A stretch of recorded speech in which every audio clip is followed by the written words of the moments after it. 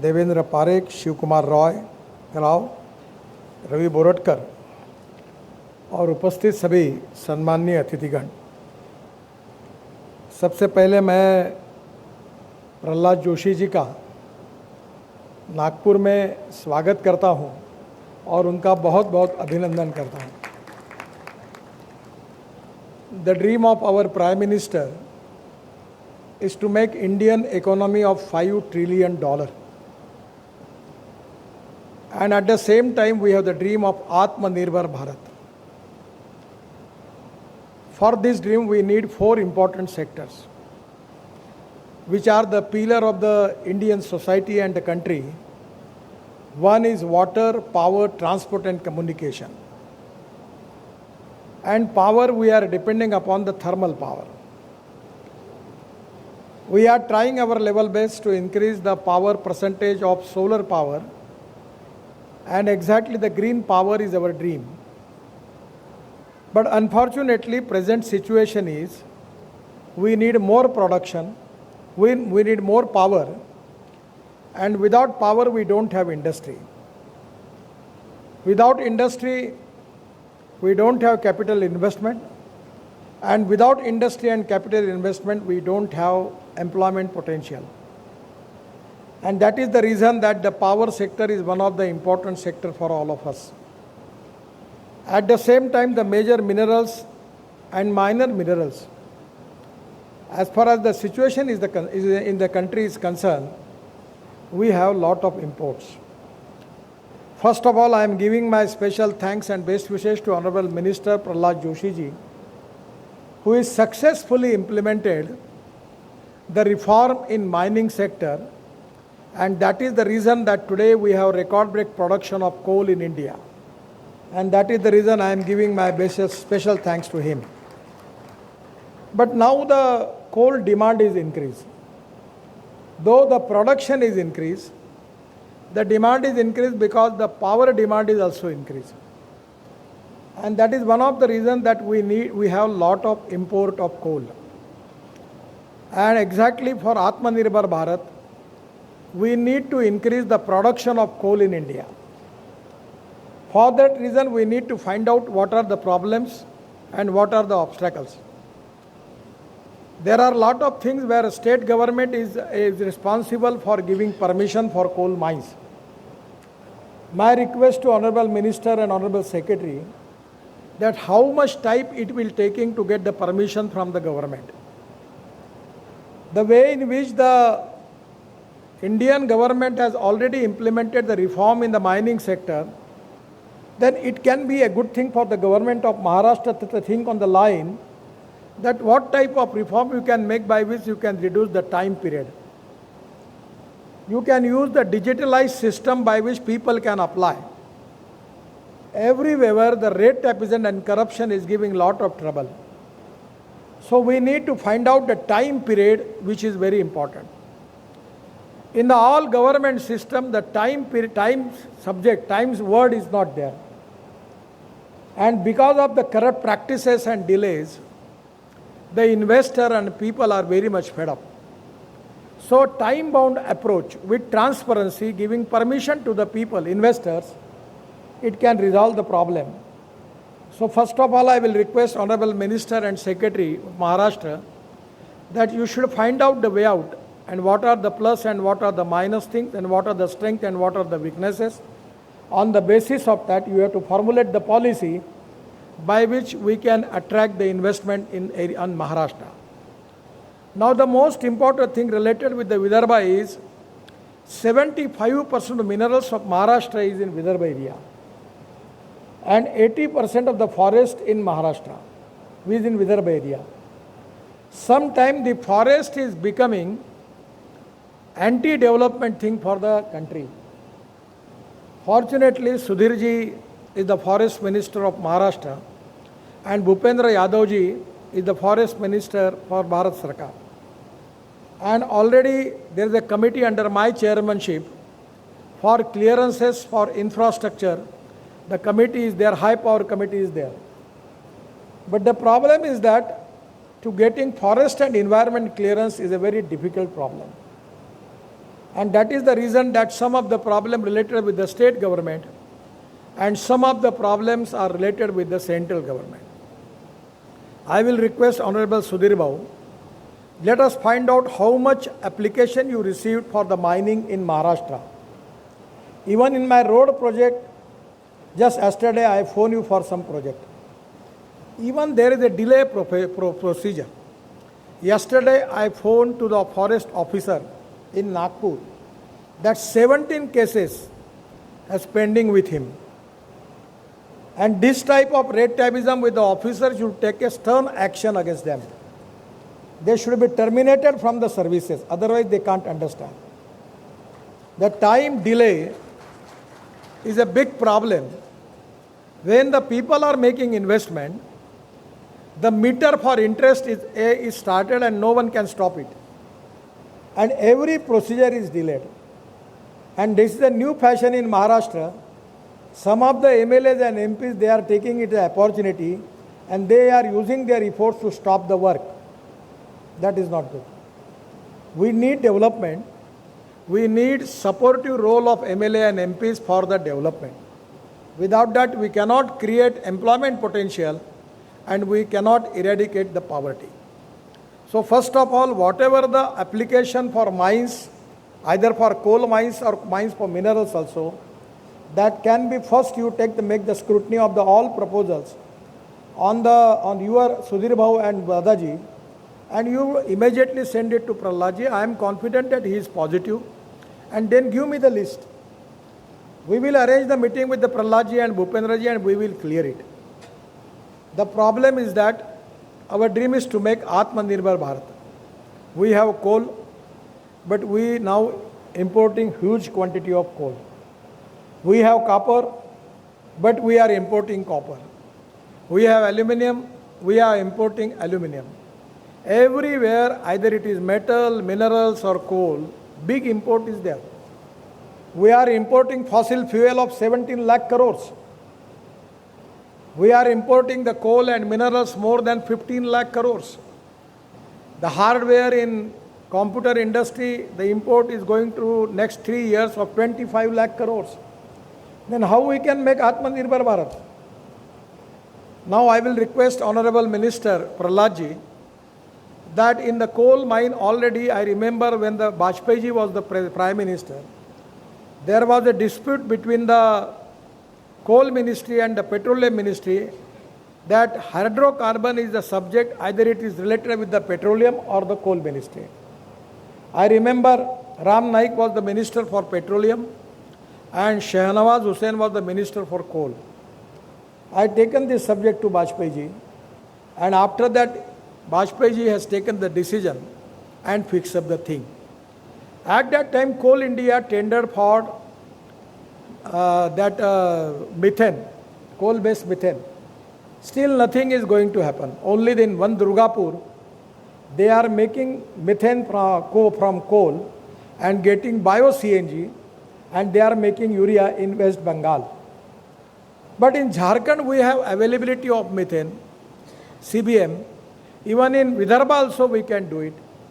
But now we are importing the fossil fuel. Now the methanol is a fuel. In Russia, USA and China and Canada, they are using methanol as a fuel. And the rate of the methanol is 21 rupees per liter. The Deepak Fertilizer and RCF is making methanol, already they are manufacturing. And Assam Petroleum is manufacturing methanol 100 ton per day. Now we can use methanol in the truck in place of diesel. The rate of methanol is 22 rupees per liter.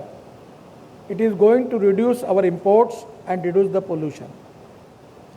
But the way in which we need investment and development in this area.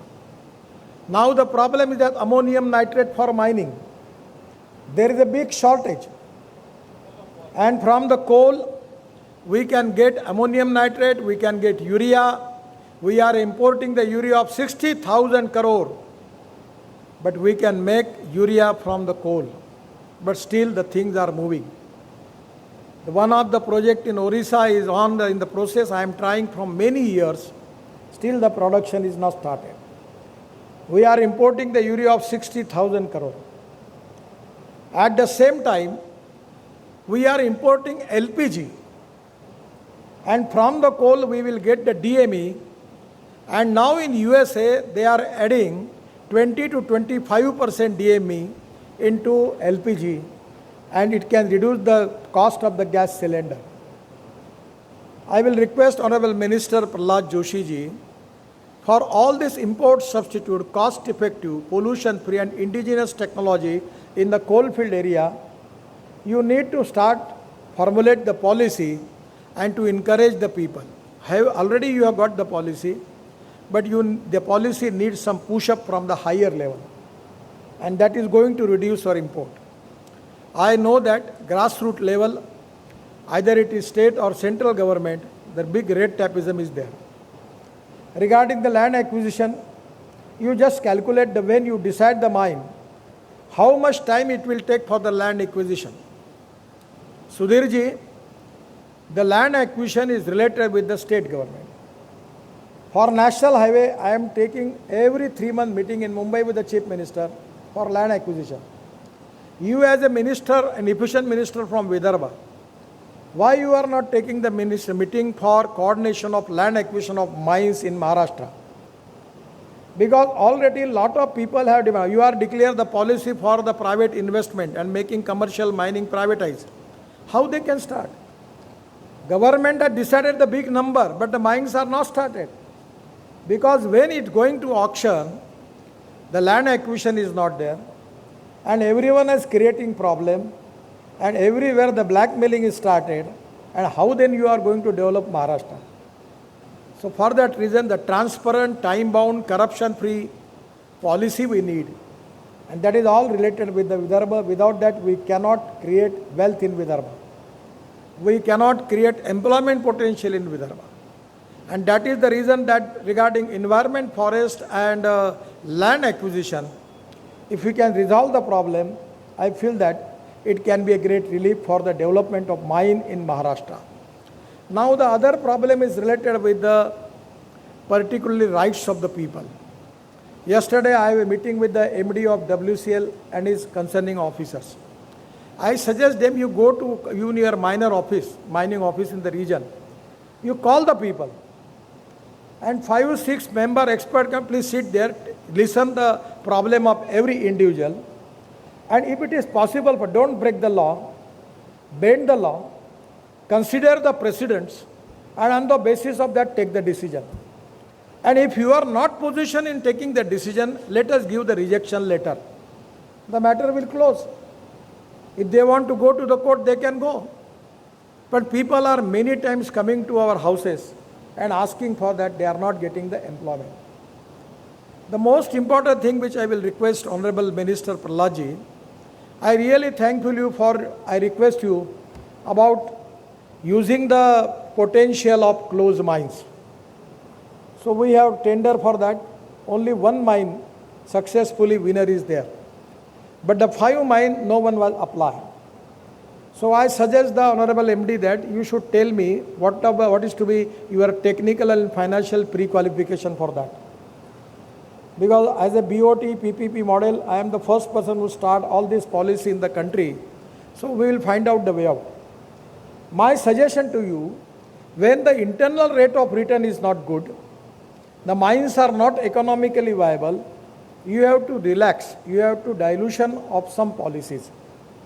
If the mine is economically viable, suppose he is giving 1200 rupees as a royalty, but it is not economically viable, you have to somewhere, you and government of Maharashtra both have to make the agreement to take it 800 rupees, then that can be possible. Otherwise the dead assets are there. That is going to increase the production. So mine to mine economic viability is different, and that is one of the reasons that you need to find out the relaxation of the policy with mine to mine on the availability of the coal and the cost of coal production. On the basis of that, you can fix up the policy. The other important thing is the other mining area, manganese ore of India is here. We have requirement of 60 lakh ton of manganese. And only our production in manganese ore of India is probably 14 to 16 lakh ton. And by always it comes to 30 lakh ton. Mr. Bhuseji, you have got lot of mines available with you. Why you are not making the policy for that? ये आशीष बहुत अच्छा है, इसको समझता है. आप ये mine को ओपन कर दो. अगर ये मैग्नीज ओर ऑफ इंडिया अभी actually I am the in charge person for disinvestment, and actually Nirmala ji and me many time I attempted to privatize all this sector. You remember the officers are here. If you don't want to make the audit of your performance and you are not going to increase the production, the day will come that we are helpless. We have to take the decision for privatization for all the mines. It is depending upon you. I always telling to Manganese Ore of India, why you are not increasing your production? Their profit is good. What the problem is, though the WCL MD and Manganese Ore of India's MD is here, totally controlled by the central government offices. They are not free to take the decision. And somewhere the people like FA and other people here, other director, they are becoming obstacles. And their total attitude is so negative, they cannot fulfill the expectation related with the production. Somewhere on the state government level, because state government is also the stakeholder. I remember the Manganese Ore of India's profit is more than 400 to 500 crore per year. But they are not investing their profit. The people are here, they want employment. Country need manganese. But they are not in position expansion of new mines. I don't know what the reason, but where, Sudhirji, you as a senior minister, you sit with the Bhuseji and also with Ashish. Ashish is one of the good MLA who can understand, who can make the follow-up, and he can understand. And you make the policy. And Praladji is very positive. You tell me what are your problem related with the central government. I really thankful to Modi ji and Praladji that they have taken a lot of decision related with the reform. But what the problem is, no officer will tell you that what is my problem, because his CR is written by the Secretary Cole. So you are always giving the information, sir, है करता हूँ, ये करता हूँ, वो करता हूँ. ये सेक्रेटरी ऐसे ही बताते रहेंगे. राज्य हमारा है, हम बोलेंगे वैसा सरकार चलेगी, ये बोलेंगे वैसा नहीं चलेगा. But you need to find out कि where is the problem. तो वो प्रॉब्लम देने के बाद तुम अपोजिशन लीडर जैसे क्या भाषण देते हो? तुम निकालो पूरा उसको, कम टू दिल्ली. ऐसे कैसे नहीं होता? पक्का होगा. और ये exactly on the level we need to identify. जैसे डॉक्टर के पास जाते हैं तो डायग्नोसिस करता है, वो पहले एक्सरे निकालता है, ब्लड चेक करता है. पहले ये पूरा एक्सरे और ब्लड चेक करो किसका प्रॉब्लम है, और जहाँ प्रॉब्लम है वहाँ धुलाई करो. अभी एक के ना, मैं रोड में कभी कभी अनुभव है, मैं 1 लाख करोड़ का हाईवे मुंबई दिल्ली 2 साल में बना पाया, और यहाँ मेरे घर के सामने 2 किलोमीटर रोड बन रहा है. 11 साल से मैं बना रहा हूँ. 11 साल हो रहे. अभी वो अधिकारी जब मेरे पास आते हैं तो उनके चेहरे देखकर मुझे शर्म आती है, क्योंकि 11 साल में मैं 30 मीटिंगें कर चुका हूँ. और मैं बहुत बहुत धन्यवाद देता हूँ मेरे ये तकलीफ के लिए ऑनरेबल कोर्ट को, कि जिनके सौजन्य से मुझे ये आनंद लेने को मिल रहा है. I don't have any hesitation to clear it. और इसलिए चल रहा है. वैसे ही चलता रहेगा तो देश का प्रोग्रेस कैसा होगा? I like people who can get the things done. I like people who can get the thing done transparently and honestly. I dislike honest people who don't want to take the decisions. Her subject को barking लगा दो, कितने दिन file रखी. मैंने एक अधिकारी को पूछा था, भाई पत्नी से तो प्यार करते हो, उससे भी ज़्यादा फाइल से क्यों करते हो, दबा दबा के क्यों बैठे हो? हाँ करना है तो करो, नहीं करना है तो मत करो, लिखो ना उस पर कुछ. और वो जिम्मेदार नहीं है सुधीर, तुम जिम्मेदार है, मैं जिम्मेदार हूँ, राज्य तुम्हारा है, शपथ मैंने ली है. लोग इनको नहीं बोलेंगे, तुमको बोलेंगे, मुझे बोलेंगे ये सरकार काम नहीं करी करके. We need to make the performance audit on every level and to understand strength and weaknesses of the subject, and we have to find out the negativity is where, and we need to find out taking decisions for that. Prahlad ji हमारे यहाँ forest है। अभी ये ताड़ोबा उधर है, हमारी उमरेड की mine बंद कर दी उन्होंने, अभी नोटिस दे दिया इनको।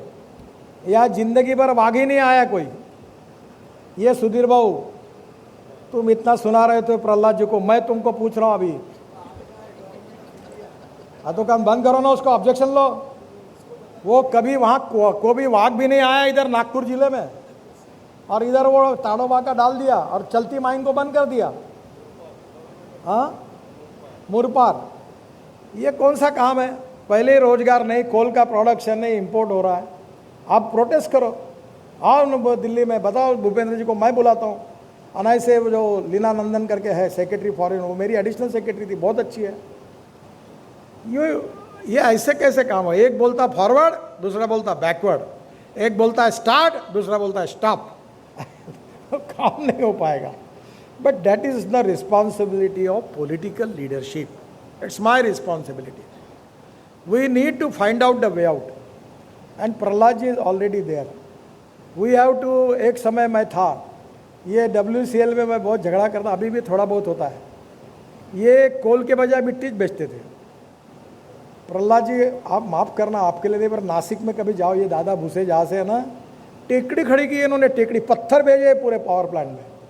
केस चल रही थी, MSCB ने 2-2 हज़ार करोड़ के दावे डाले थे इनके ऊपर। ये कोल कट, तो एक ने मुझे कहा, बड़े रिस्पॉन्सिबल कोल के जिम्मेदार सेक्रेटरी ने कहा कि अगर हम कोल निकाल लेंगे तो कोल इंडिया को प्रॉफिट कैसे आएगा? अभी ये कोल की कैलोरी की वैल्यू क्या? बीच में मैं पीछे पड़ा, तब आपने थर्ड पार्टी इंस्पेक्शन चालू किया। थर्ड पार्टी इंस्पेक्शन मेजर इसके लिए है, जो छोटे लोग हैं उनको ये बोलेंगे है ये कैलोरी है, सब गड़बड़ है। वो मैं दावे से कहता हूँ, ये जो खोल देंगे, जिसका रेट लेते उसकी कैलोरिक वैल्यू निकल गई तो मैं जो सजा बोलो भुगतने के लिए तैयार। It is not fair. सोना बेचना है तो सोने के भाव लो, चांदी बेचना है तो चांदी के भाव लो। चांदी बेचते हो और सोने का भाव क्यों लेते हो? यही एक्सपर्ट है, जो सही है वही है। इसलिए समवेयर कुछ रिफॉर्म प्रोडक्शन में हुए, कुछ माइनिंग सेक्टर में हुए, पर अभी हमारे यहाँ पूरा हमारे डेवलपमेंट का बेस ही माइन है और फॉरेस्ट है। अभी वो फॉरेस्ट टूरिज्म बढ़ा तो टूरिस्ट आने लगे, हम दुनिया भर में गए, tiger capital Nagpur, tiger capital, tourist आने लगे, तो फॉरेस्ट वालों ने गाड़ियाँ घुमाना बंद कर दिया फॉरेस्ट में, तो रिसोर्ट बंद हो गए। अब वो रहने के लिए जगह नहीं तो क्या जंगल में रहेंगे क्या लोग? फिर मैंने कहा कि इलेक्ट्रिक कार देता हूँ, क्योंकि पेट्रोल और डीजल से पोल्यूशन होता है और आवाज़ आता है, तो मैं इलेक्ट्रिक कार आपको देता हूँ, आवाज़ भी नहीं आएगा, प्रदूषण। ज़्यादा कार की परमिशन दो, लोगों को बोलेंगे आवाज़ नहीं करना। 20% फॉरेस्ट में ही जाने देते हैं, वो भी रिस्ट्रिक्ट कर दिया, तो फॉरेन टूरिस्ट आना भी कम हो गया। कहाँ से रोजगार निर्माण होगा? किसान आत्महत्या कर रहे हैं। एक तरफ हमारे यहाँ विदर्भ में 10,000 किसानों ने आत्महत्या की। माइनिंग डेवलप नहीं होगा, फॉरेस्ट बेस्ड एम्प्लॉयमेंट पोटेंशियल नहीं मिलेगा, माइनिंग बेस्ड एम्प्लॉयमेंट पोटेंशियल नहीं होगा, तो क्या करेंगे लोग? और इसलिए कुछ प्रगति हो रही है, पर देयर आर सम ऑब्स्टेकल्स, और ये हमारी जिम्मेदारी है कि we need to identify what are the obstacles on grass root level. अब ये भी प्रोफेशनल लोग बैठे हैं, ये भी फोटो निकाल के कार्यक्रम करते हैं। इनका आज हो गया, फोटो निकल गया, मैं नाराज मत होना, पर मैं आपको साफ बताता हूँ, आपने ये कॉन्फ्रेंस करने के पहले ये कितने प्रॉब्लम है जो स्टडी करके एक नोट मुझे, एक प्रहलाद जोशी को और इनको दिए। MSFC को होता क्या देखे कुछ? अगर ये देने के पहले अगर ये पूरे प्रॉब्लम आइडेंटिफाई करके अगर वो इस कॉन्फ्रेंस में रिजॉल्व होते तो उसका उपयोग होता। हमारे को सत्कार कर करके कितने शाली और नारियल देते देते तुमने भी दिए और हमने भी लिए, खाक कोई विकास नहीं हुआ। मतलब क्या आता है इस बात को देने में? दिए तो सॉल्व नहीं होते, तो इसका मतलब आप अप्रोप्रिएट जगह पे देना चाहिए ना। What are the problem related? आप विद्वान लोग हो, आप कंसल्टेंट हो, और आप कहाँ गए? आप है ना, आपके साथ वो एक थे साउथ इंडियन, नहीं उनके साथ और एक था, वो माइनिंग का कंसल्टेंट था। नहीं आप एक था, एक आपके वेद में काम करते थे। आप निकालो ना ग्रास रूट पे क्या प्रॉब्लम है। देखो बोम्बलना सबसे अच्छा है, अगर नहीं बोमलोगे तो वैसे भी मरना है, वैसे भी मरना, तो बोमलते हुए मरो ना। किसने काम नहीं किया, कौन गड़बड़ कर रहा, कौन तकलीफ दे रहा, कौन ब्लैक में कर रहा, चिल्लाओ। पब्लिक को पता चल जाता है तो डर जाएंगे लोग। आप बोलेंगे कि हम बोलेंगे नहीं तो नहीं हो पाएगा। अब आपके पास ये एजेंडा ही तैयार नहीं है। आप प्रोफेशनली, इतनी विदर्भ में माइन है, इतनी प्राइवेटाइज हुई है, इसके टेंडर निकले नहीं है, इतने लैंड एक्विजिशन के इतने प्रॉब्लम है, फॉरेस्ट एनवायरनमेंट क्लियरेंस के इतने प्रॉब्लम है, ये प्रोसीजर इतना है जो बहुत डिले करने वाला है, इसको डिजिटलाइज प्रोसीजर में डाल के इतने दिन में परमिशन मिल सकती है। ये हर्षदीप कांबळे को और इनको दो, एक एक परमिशन। दादाजी 1.5-2 साल तो तुम्हारे पास एप्लीकेशन ही नहीं आती, हर फाइल पे बैठा है, क्या काम है, क्यों आए हो, हिलती नहीं फाइल, चाय पानी दो, लक्ष्मी दर्शन किए बिना ऊपर नहीं जाएगा। अब कैसे काम होगा? ये हर्षदीप कांबळे जी का काम है इनका ऑडिट करना कि नागपुर में कितने एप्लीकेशन आई, कलेक्टर के पास कितने आई, कमिश्नर के पास कितने आई, गवर्नमेंट के पास कितने आई, कितने दिन में किसने रखी, कितने दिन क्यों रखी।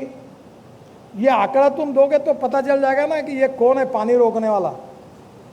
वो आइडेंटिफाई नहीं होता। और हमारे जैसे बोमलने वाले लोग हैं, आएगी बोम लो जोरों से, सही होगा तो होगा, चिंता क्यों करना किसकी। और इसलिए ये फ्रूटफुल होना चाहिए।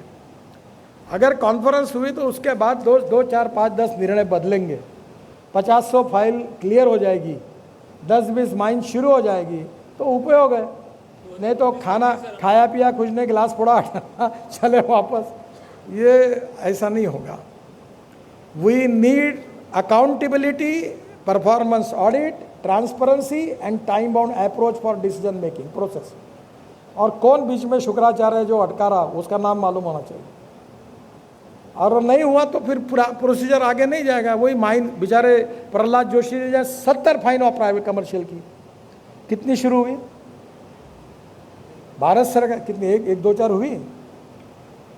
विदर्भ में कितनी है, वो कहाँ अटकी हुई है, किसके पास अटकी हुई है। ये सुधीर बाबू है फॉरेस्ट मिनिस्टर, अभी इन्होंने लंबा भाषण दिया, दो इनको पहल के कि तुम्हारे डिपार्टमेंट में इतना रुका हुआ है, पहले ये क्लियर करो। प्रॉब्लम यही है कि आप जब तक डिटेल में जाकर इसको फॉलोअप नहीं करोगे तो नहीं हो पाएगा। I don't know to criticize anybody, पर मैं ये कहता हूँ कि अब प्रोडक्टिविटी होनी चाहिए, रिजल्ट होना चाहिए। ये खाया पिया कुछ नहीं, गिलास फोड़ा अठन्ना, फालतू को फालतू मिलना, समय खराब करना, ये नरियल देना, शाल पहनाना और हमारा फोटो लगाना, हमको इंटरेस्ट नहीं इसमें। हमें काम में इंटरेस्ट है और काम में प्रोफेशनल लोगों ने हमको, अभी मैं WCL को पूछता क्या हूँ, तुम्हारा प्रोडक्शन 27 मिलियन टन था, तो मिश्रा जी थे, मुझे बोल रहे थे, मैं बोलता था मैं करूँगा, बढ़ाऊँगा। अब कितना हुआ? 57 लाख टन। अब करना कितना है? 100 मिलियन टन। अब मैंने बोला कितनी माइन ओपन कर रहे हैं? अब ये इनके रिकॉर्ड में ये पिछले 5 साल से माइन ही ओपन कर रहे हैं, क्योंकि इनका लैंड एक्विजिशन कलेक्टर करता है, फिर इनको देने के लिए पॉलिसी में। तो मैं जब ये प्रॉब्लम समझेंगे, आज प्रहलाद जी 2 बजे मेरे आने वाले हैं, तो अब मैं रोड में क्यों काम कर सकाऊँ? क्योंकि देश भर के एक एक रोड की कुंडली मेरे पास है, और जो नहीं करता उसके नाम से पूरा बोलता हूँ मैं पब्लिकली।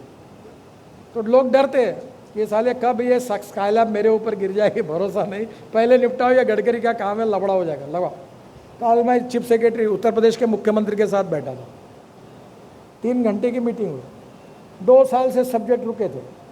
जैसे उनको मालूम हुआ कि मैं मीटिंग ले रहा हूँ और योगी जी भी कड़ाकर, मैं भी हूँ, पहले मीटिंग में 90% प्रॉब्लम सॉल्व हुए। फॉरेस्ट इन्वायरमेंट, हाँ मैंने सब हो गया। मैंने बोला अच्छा हो गया, मुझे बताओ ये तुमने क्लियर कब किए है?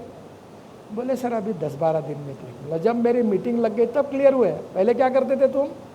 बोले योगी जी इसको ठीक करो, ये मीटिंग लगी तब इसने क्लियर किए, मीटिंग नहीं लगती तो यह बैठा ही था फाइल पर, मोदी जी ने उसको हड़काया, अपना योगी जी ने। ये आइडेंटिफाई करके हो गए तब हो पाएगा। आप ये विदर्भ का प्रोग्रेस मिनरल्स और फॉरेस्ट के साथ जुड़ा हुआ है, विदर्भ का ग्रोथ रेट इसके साथ जुड़ा हुआ है, विदर्भ का एम्प्लॉयमेंट पोटेंशियल इसके साथ जुड़ा हुआ है। देश में डिमांड है, देश मैग्नीज चाहता है, कोल चाहता है, आयरन ओर चाहता है। एक मुद्दा आप वेरीफाई कर लीजिए प्रहलाद जी, अभी वो आयरन ओर वाला अच्छा काम कर रहा है, बहुत कमा रहा हो, अभी 5 उंगलियां घी में है और 150 टन ही देता हमको रॉयल्टी।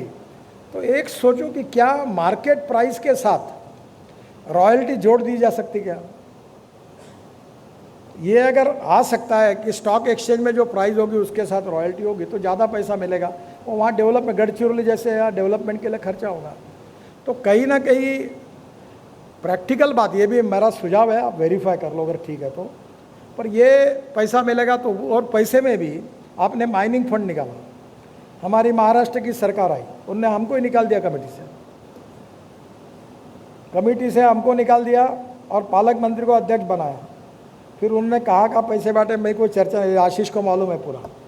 फिर भारत सरकार को मैंने तकरार की, आपके पास भी की, कैबिनेट सेक्रेटरी प्राइम मिनिस्टर की, आपने अभी कलेक्टर को अध्यक्ष बनाया। अब कलेक्टर अध्यक्ष है और हम मेंबर हैं, सभी मंत्री, कोई बात नहीं, वो भी चलता है। अब वो मीटिंग नहीं लेता, तो सुधीर भाऊ कलेक्टर इसलिए मीटिंग नहीं ले रहे कि उसमें 3 लोगों को अपॉइंट करना है, जो अफेक्टेड लैंड वाले जो है उनके कोटे के 3 लोग अपॉइंट किए बिना कोरम नहीं बनता तो मीटिंग नहीं होती, मीटिंग नहीं होता तो पैसा नहीं बांटता। अब ये कौन दूर करेगा? तो आप और देवेंद्र जी मिलकर एक बार जिसको करना उसको अपॉइंट कर दो, कोरम बना दो, मीटिंग कराओ, तो पैसे चंद्रपुर को भी मिलेंगे, नागपुर को भी मिलेंगे। यह कहीं ना कहीं we need to find out what are the problems. मुझे लगता है कि इन सब बातों की चर्चा यहाँ आज हुई है और प्रहलाद जी बहुत पॉजिटिव है, उनने काफ़ी बड़े रिफॉर्म किए हैं। और हम अगर उनके पास जाते हैं, दादाजी आप सुधीर वो बैठकर एक बार बैठो और जितना आपका एजेंडा भारत सरकार के पास पेंडिंग है, एक कॉपी उनको दे दो और मुझे दे दो। मैं पूरा विश्वास है मुझे, he is very positive, fast track decision making process है उनकी, और तुरंत आपको फैसले करके देंगे। और महाराष्ट्र का विकास, उसमें विदर्भ के विकास के बिना महाराष्ट्र का विकास नहीं हो सकता, और विदर्भ का विकास forest based industry and mineral and coal based industry के सिवा नहीं हो सकता, because 75% of the minerals Maharashtra के विदर्भ में है, 80% महाराष्ट्र का फॉरेस्ट यहाँ है। तो मुझे लगता है कि आखिर में केवल एक ही बात मैं प्रहलाद जी आपको कहूँगा कि हमने अमृत सरोवर बनाने का सर्कुलर फॉरेस्ट एनवायरमेंट मिनिस्टर निकाला है। अभी मैंने 700 अमृत सरोवर बनाए। अब पंजाबराव कृषि विद्यापीठ में 36 तालाब बनाए, बहुत फायदा हुआ। मुझे 2 डिलीट मिली, एक पंजाबराव कृषि यूनिवर्सिटी की मिली और एक महात्मा फुले एग्रीकल्चर यूनिवर्सिटी मिली, और अभी परसों मुझे बाबा साहेब अम्बेडकर औरंगाबाद की मिली। तो एग्रीकल्चर में मेरा इंटरेस्ट भी बहुत ज़्यादा है। एक कुछ भूसे साहब ही हमारे एग्रीकल्चर मंत्री थे, तब इनके साथ ही हुई है। मेरा आपसे अनुरोध है कि ये इतना खुदाई करते हैं, तो मैं NHI की तरफ से इनका माल ले जाने के लिए तैयार हूँ। ये एक साइलो में सोचते हैं, इनका निकला हुआ डंप मैं रोड में डाल दूंगा तो इनका प्रॉब्लम सॉल्व हो जाएगा, उसकी अनुमति मिल सकती है। जो डंप है वहाँ बाम्बू लगा सकते हैं, इनको अनुमति मिली है, इन्वायरमेंट प्रोटेक्ट हो सकता है। और मैंने पीछे पड़ के इनको सैंड तैयार करने के लिए लगाई।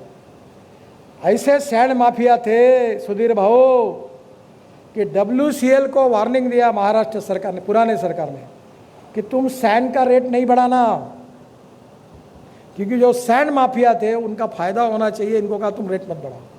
अब ये कम रेट में देने के लिए तैयार है, तो सैंड का प्रोडक्शन होगा तो जितना कोल से फायदा होगा उसके बराबरी का फायदा सैंड बेच के हो सकता है। हमने टेक्नोलॉजी लाई है। आप सब माइन में अगर ये सैंड बेचने का काम प्राइवेटाइज करोगे तो पर ट्रक ये भी रॉयल्टी आपको मिलेगी, और इससे सैंड सस्ती होगी और गरीबों का घर बनाने का सपना पूरा होगा।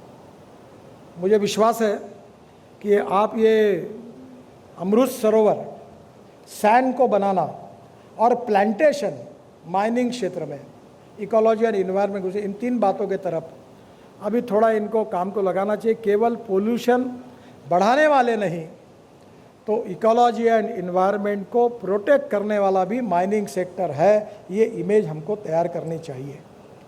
हमें माइनिंग भी करना होगा और इन्वायरमेंट और फॉरेस्ट को भी प्रोटेक्ट करना होगा। तो दोनों बातों का समन्वय रखकर ये भी काम हो और इस सब का इसके बारे में परफॉर्मेंस ऑडिट हो, तो मुझे लगता है कि इसके लिए भी आप ज़रूर इनिशिएटिव लीजिए। मुझे बहुत खुशी है कि आज के इस कॉन्फ्रेंस में जो जो बातों की चर्चा होगी उसका फॉलोअप होगा। उसका दादाजी और सुधीर बाबू बहुत अच्छे मंत्री है और आशीष जायसवाल हमारे अच्छे एमएलए हैं।